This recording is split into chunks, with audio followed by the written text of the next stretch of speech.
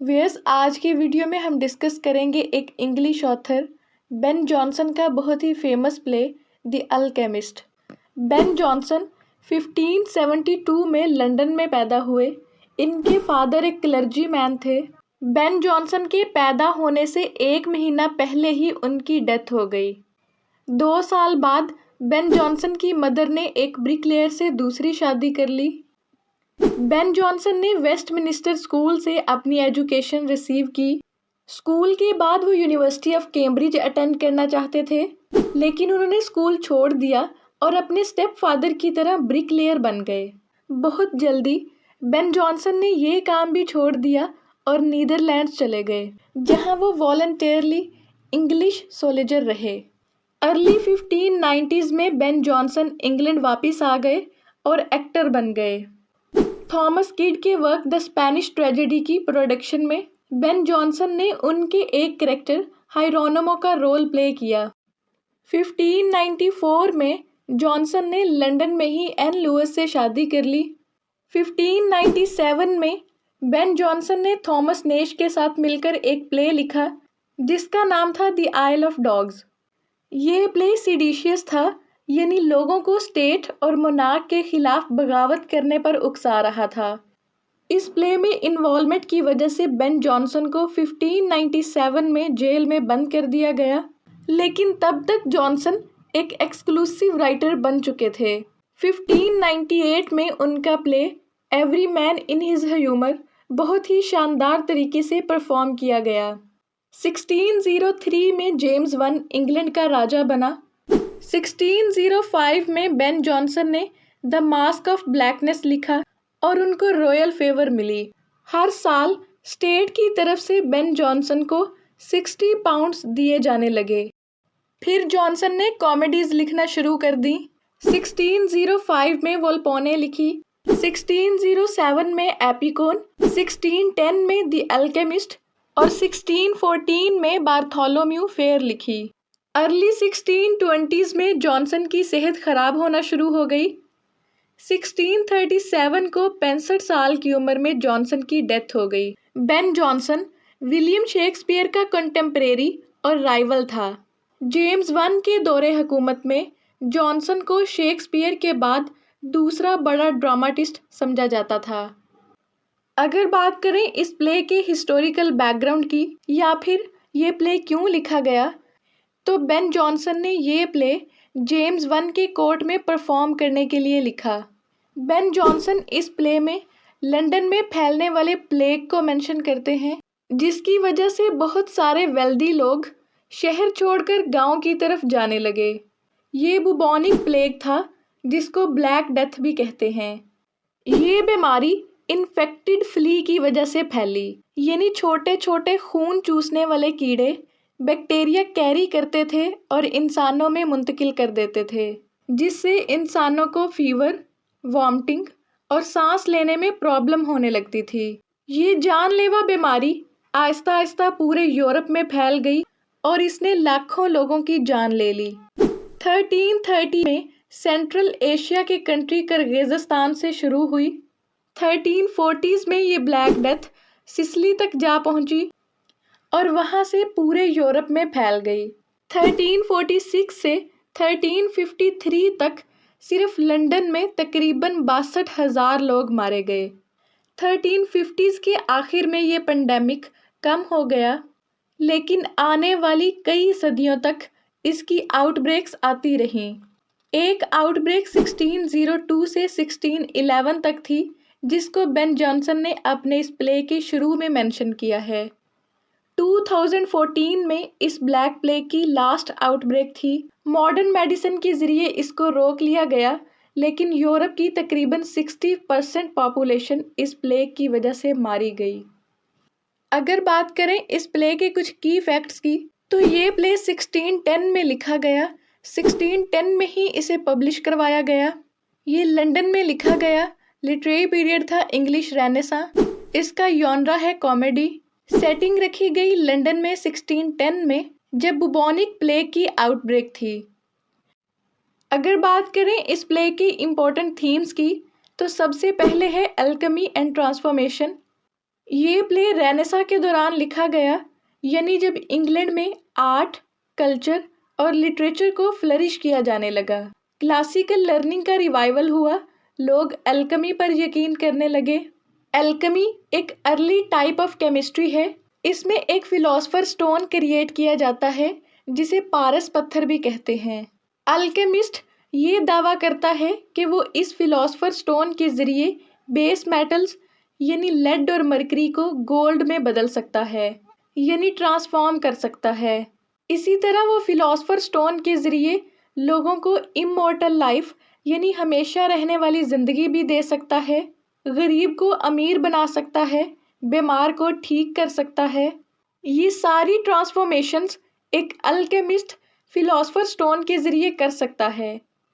इसी तरह प्ले के मेजर कैरेक्टर्स सटल, फेस और डॉल ये दावा करते हैं कि वो अल्केमिस्ट हैं।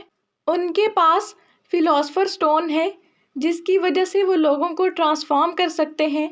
इस प्ले के जरिए बेन जॉनसन ने दिखाया है कि किस तरह उस वक्त सारी चीज़ें लोगों समेत फ्लक्स में थीं, यानी मुसलसल ट्रांसफॉर्म हो रही थीं। फिर है डिसेप्शन। बेन जॉनसन के इस प्ले की फाउंडेशन ही डिसेप्शन है। प्ले के मेजर कैरेक्टर्स ये झूठ बोलते हैं कि वो अल्केमिस्ट हैं, उनके पास फिलोसफर स्टोन है, जबकि हकीकत में ऐसा कुछ नहीं होता। ना तो वो अल्केमिस्ट होते हैं और ना ही उनके पास कोई फिलोसफर स्टोन होता है, बल्कि एल्केमी इटसेल्फ एक डिसेप्शन है। एल्केमी खुद एक झूठ और धोखा है। ये झूठा टूल इस्तेमाल करके प्ले के कैरेक्टर्स लोगों को धोखा देते हैं, यानी डिसीव करते हैं, और उनके ऐसा करने के पीछे उनकी अपनी पर्सनल डिज़ायर्स और ग्रीड थी। मटेरियल गेन के लिए वो ये सब कुछ करते हैं, यानी पैसे, पावर और सोशल स्टेटस के लिए वो ऐसा करते हैं। फिर है आइडेंटिटी एंड डिस्गाइज। ये तीनों characters through out the play अपनी आइडेंटिटी चेंज करते हैं। अपने ट्रू सेल्फ और अपनी ट्रू इंटेंशंस को छुपाने के लिए फॉल्स आइडेंटिटी अडॉप्ट करते हैं और अपनी अपीयरेंस चेंज करके लोगों को डिसीव करते हैं, यानी उन्हें धोखा देते हैं। फिर है मॉरल करप्शन। प्ले के कैरेक्टर्स मॉरली करप्ट होते हैं, उनका अनएथिकल बिहेवियर होता है। झूठ बोलकर वो लोगों को चीट करते हैं। पर्सनल गेन यानी अपने फ़ायदे के लिए वो दूसरों को मैनिपुलेट करते हैं। यूं इस प्ले के ज़रिए बेन जॉनसन ने सोसाइटी पर सटायर किया है। चलिए प्ले की समरी स्टार्ट करते हैं। ये प्ले शुरू होता है एक अमीर आदमी लवविट से। लंदन में प्लेग फैल जाने के बाद लवविट शहर छोड़कर गांव की तरफ चला जाता है और अपने बटलर यानी नौकर को कहता है कि वो उसके पीछे उसके घर का ख्याल रखे। लवविट के इस मुलाजिम का नाम जेरेमी था। लवविट के जाने के बाद जेरेमी अपनी आइडेंटिटी चेंज कर लेता है और अपना नया नाम फेस रख लेता है। फेस अपने साथियों के साथ मिलकर एल्केमी शुरू कर देता है। उसके साथ सटल होता है और एक प्रोस्टिट्यूट डॉल कॉमन होती है। तीनों मिलकर एल्केमी का काम शुरू कर देते हैं। प्ले के शुरू में फेस और सटल लड़ाई कर रहे होते हैं कि उन दोनों में से कौन इस काम के लिए सूटेबल है, कौन दोनों में से बेहतर कर पाएगा। अभी उनमें ये आर्ग्यूमेंट चल रहा होता है कि ऊपर से डॉल आ जाती है और कहती है कि तुम दोनों में से जो भी ये काम ज़्यादा अच्छे से करेगा, मैं उसके साथ रात गुजारूंगी। लिहाजा वो तीनों मिलकर अपने पहले विक्टिम का इंतज़ार कर रहे होते हैं। उनका पहला विक्टिम डैपर नाम का एक लॉ क्लर्क आता है। डैपर एक गैम्बलर यानी जुआरी है। ये जुआ खेलता है और आकर कहता है कि मुझे कोई फेमिलियर या कोई ऐसी मैजिकल स्पिरिट चाहिए जो मुझे गैम्बलिंग और कार्ड्स जीतने में मदद करे। फेस उसे कहता है कि सटल डॉक्टर ऑफ एल्केमी है, वो तुम्हारी इस काम में मदद करेगा। सटल कहता है कि मैं एल्केमी को इस इमोरल एक्शन के लिए इस्तेमाल नहीं कर सकता, लेकिन डैपर मिन्नतें करने लगता है और प्रॉमिस करता है कि मैं जुए में जो भी जीतूंगा उसका आधा हिस्सा आप दोनों को दूंगा। सटल और फेस राज़ी हो जाते हैं।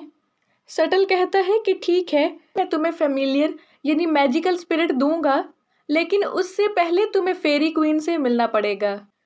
और फेरी क्वीन दोपहर से पहले नहीं उठती, इसलिए दोपहर से पहले तुम्हें कुछ रिचुअल्स यानी रस्में पूरी करना पड़ेंगी।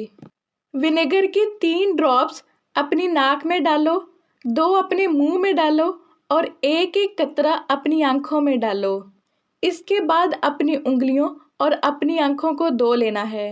डैपर ये सारी रस्में और शर्तें पूरी करने के लिए राजी हो जाता है और फौरन से अपने घर की तरफ भागता है। फिर उनका अगला विक्टिम एबल ड्रगर आता है। ये एक लोकल शॉपकीपर है जो अपने नए बिजनेस के लिए एडवाइस लेने आया था। ड्रगर आकर पूछता है कि मैं दरवाज़ा कहाँ रखूं, शेल्फ्स कहाँ डालूं, मुझे किस तरह सक्सेस मिलेगी। सटल कहता है कि तुम्हारा नया बिजनेस साउथ की तरफ होना चाहिए और दरवाजे के थ्रेशहोल्ड के नीचे मैग्नेट रख देना जो तुम्हारे बिजनेस को अट्रैक्ट करेगा और तुम्हारा कारोबार खूब चलेगा।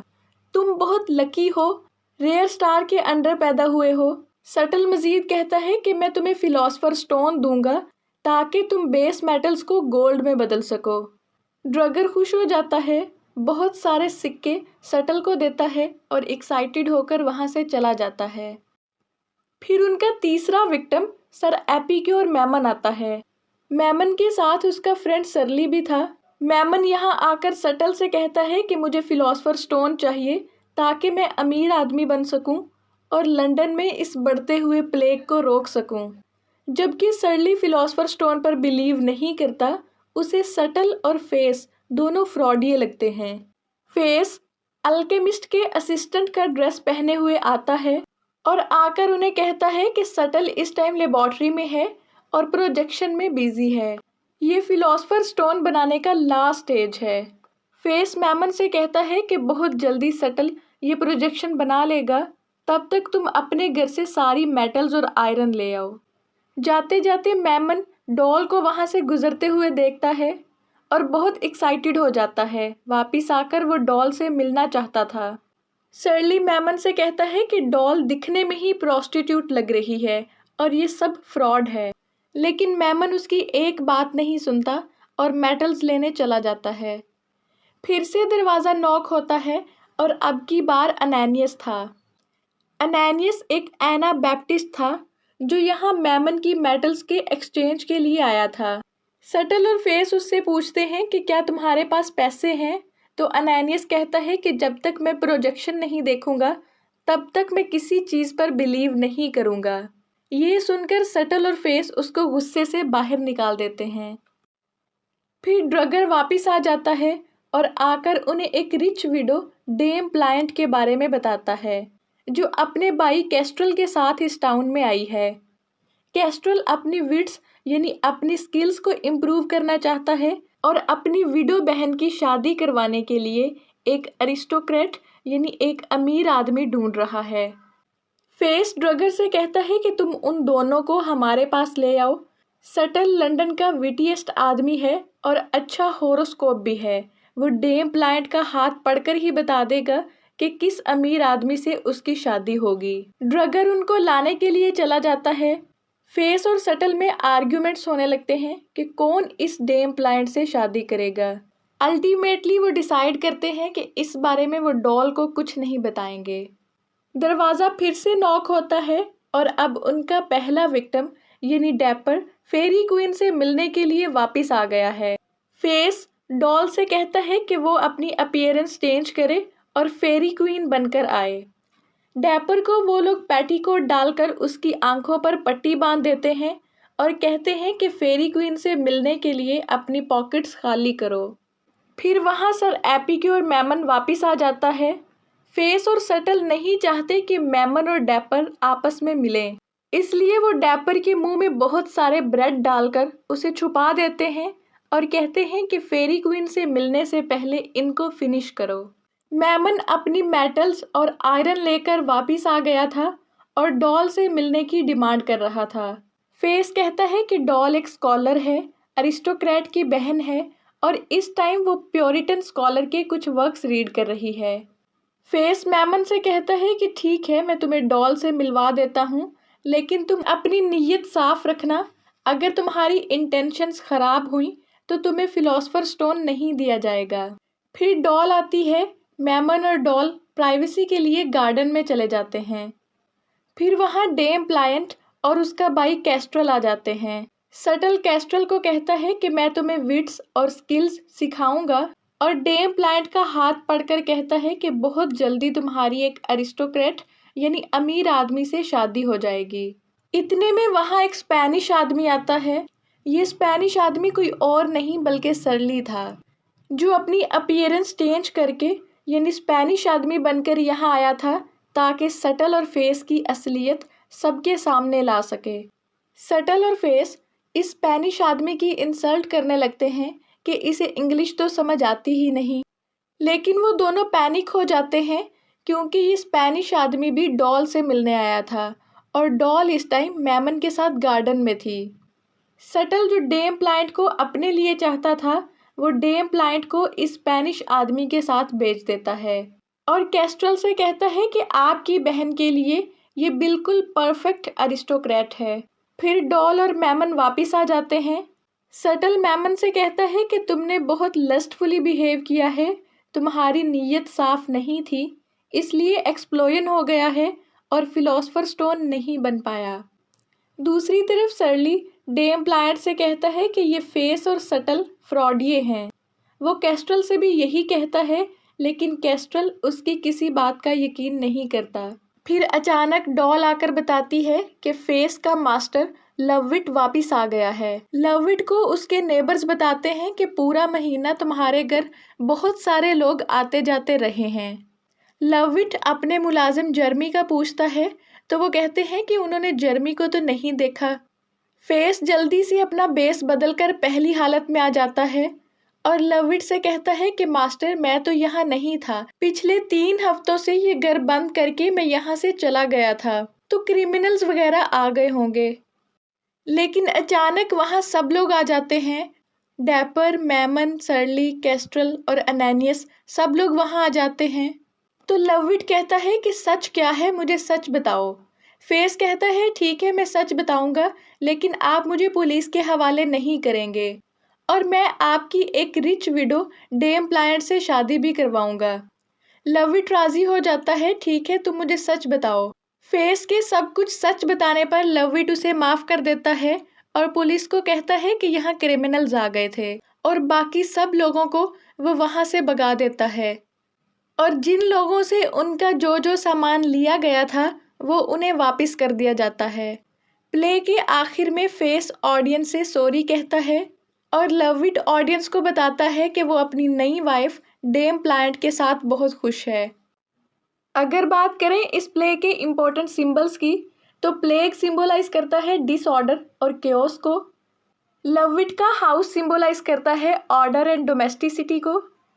फिलोसफर स्टोन सिंबलाइज करता है डिसेप्शन एंड ग्रीड को। एल्केमी सिंबलाइज करती है मॉरल करप्शन को। व्यूअर्स, आप इस वर्क के नोट्स पीडीएफ में हासिल कर सकते हैं, लिंक डिस्क्रिप्शन बॉक्स में दे दिया गया है।